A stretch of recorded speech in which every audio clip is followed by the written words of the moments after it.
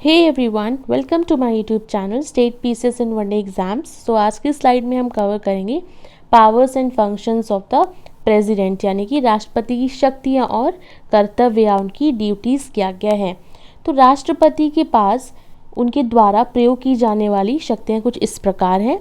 कार्यकारी शक्ति है, विधायी शक्ति, वित्तीय शक्ति, न्यायिक शक्ति, कूटनीतिक शक्ति और सैन्य शक्ति और आपातकालीन शक्ति। तो अगर हम कार्यकारी शक्ति यानी एग्जीक्यूटिव पावर की बात करें तो उनके पास कौन कौन सी पावर है।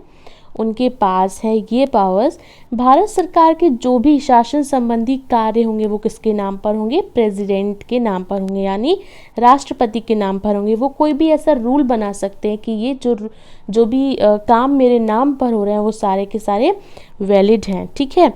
इसके बाद राष्ट्रपति किसको किसको अपॉइंट करते हैं, he appoints the prime minister and the other minister they hold office during his pleasure. मतलब कि ये प्रधानमंत्री की नियुक्ति करेंगे और प्रधानमंत्री के साथ सलाह मशवरा करके या परामर्श करके अन्य मंत्रियों की नियुक्ति करते हैं। प्रधानमंत्री जिन जिन मंत्रियों की लिस्ट देते हैं उनको ही राष्ट्रपति नियुक्त करते हैं और ये सब उनके प्रसाद पर्यंत धारण करते हैं अपनी सीट को। ठीक है। He appoints the attorney general of India, यानी कि वो भारत के महान्यायवादी की नियुक्ति करते हैं और उनके जो सैलरी वेतन भत्ते होंगे वो कौन, प्रेसिडेंट ही निर्धारित करेंगे और ये भी अपना ऑफिस या सीट उनके प्रसाद पर्यंत पर ही धारण करते हैं कि डियर प्रेसिडेंट आपने हमें हमारी सीट पर बिठा दिया। और वो भारत के नियंत्रक और लेखा परीक्षक की भी नियुक्ति करते हैं। और किसकी करते हैं, the chief election commissioner and the other election commissioner, मतलब कि चुनाव आयोग के जो भी हेड हैं और बाकी जो कमिश्नर हैं उनको करते हैं। और संघ लोक सेवा आयोग के चेयरमैन और बाकी मेंबर्स वो भी करते हैं। जो भी गवर्नर्स हैं राज्यों के उनको करते हैं और जो फाइनेंशियल कमीशन है उसके चेयरमैन एंड मेंबर्स की भी ये नियुक्ति करते हैं। अगर कोई भी डिस्प्यूट क्रिएट होता है पार्लियामेंट में कि मिनिस्टर डिस्क्वालीफाइड है कि क्वालिफाइड है तो उसका निपटारा कौन करेंगे, प्रेसिडेंट साफ करेंगे। ठीक है। वो कभी भी कमीशन बना सकते हैं इन्वेस्टिगेट करने के लिए कि SC, STs and OBC classes जो भी अदर बैकवर्ड क्लासेस हैं उनके लिए, यानी रवैर अनुसूचित जाति जनजाति तथा अन्य पिछड़े वर्गों के लिए एक आयोग की नियुक्ति कर सकते हैं कि भाई जाओ देखो इनके राइट्स का कहीं हनन तो नहीं हो रहा है। ठीक है। इसके बाद वह केंद्र तथा राज्य मतलब कि इंटर स्टेट काउंसिल, यानी केंद्र तथा राज्य या विभिन्न राज्यों के मध्य सहयोग के लिए एक अंतर्राज्यीय परिषद का गठन कर सकते हैं। वो केंद्र शासित प्रदेशों में डायरेक्टली अपने द्वारा जो भी एडमिनिस्ट्रेटर्स हैं उनके द्वारा शासन करते हैं, मतलब कि डायरेक्ट शासन करते हैं केंद्र शासित प्रदेशों में। वो किसी भी एरिया को अनुसूचित घोषित कर सकते हैं। अब बात आती है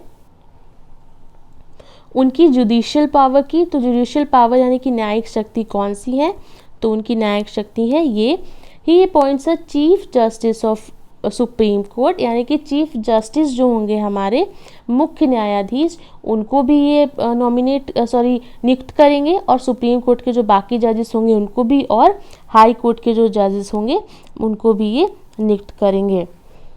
अगर कोई जज उनकी सीट पर नहीं है तो वो किसी भी जज को उनकी सीट का जो ड्यूटी और कर्तव्य होंगे वो बताने के लिए कह सकते हैं और उनको उनकी ड्यूटी का सारा निर्वाह करना पड़ेगा। सैन्य शक्तियों की बात करें तो प्रेसिडेंट सैन्य बलों के सर्वोच्च सेनापति होते हैं, आर्मी के, नेवी के एंड एयरफोर्स के, और वो सारे के सारे जो भी सैन्य बल हैं उनके जो पद पे नियुक्ति होती है उनको नियुक्त करते हैं। साथ ही साथ वो युद्ध या इसकी समाप्ति की घोषणा करते हैं कि भाई हमारा युद्ध है शुरू हुआ है या ख़त्म हुआ है, तो वो क्योंकि ये सर्वोच्च है नेवी के, आर्मी के, एयरफोर्स के, तीनों सेनाओं के, तो फिर इनको सारी की सारी पावर दी गई है। आपातकालीन शक्तियाँ फिर इमरजेंसी की बात करें तो इनके पास 3 है। कौन सी, नेशनल इमरजेंसी लगा सकते हैं आर्टिकल 352 के तहत, प्रेसिडेंट रूल कर सकते हैं आर्टिकल 356 एंड 65 के तहत, फाइनेंशियल इमरजेंसी लगा सकते हैं आर्टिकल 360 के तहत। इसमें क्या है, आपको बस ये सारी की सारी आर्टिकल देखनी है क्योंकि ये सारे चैप्टर्स खुद ही अलग हैं, एक एक चैप्टर अलग ही दिया हुआ है। ठीक है, तो इसको हम अलग से कवर करेंगे। इसमें हमने कवर की प्रेसिडेंट की पावर्स, और जो भी स्लाइड्स हैं आगे उनकी ओथ, अफर्मेशन, जो भी सारी चीज़ें हैं वो कवर की जा चुकी हैं। अगर आप हिंदी मीडियम के स्टूडेंट हैं, इंग्लिश मीडियम के स्टूडेंट हैं, आप इसको अच्छे से रिवाइज़ कर लीजिए, आपके लिए कोई प्रॉब्लम नहीं होगी। यहाँ पे हिंदी में समझाया गया है और इंग्लिश में यहाँ पे स्लाइड्स जो भी हैं वो तैयार की गई हैं। तो मिलते हैं अगली स्लाइड में। Thank you so much.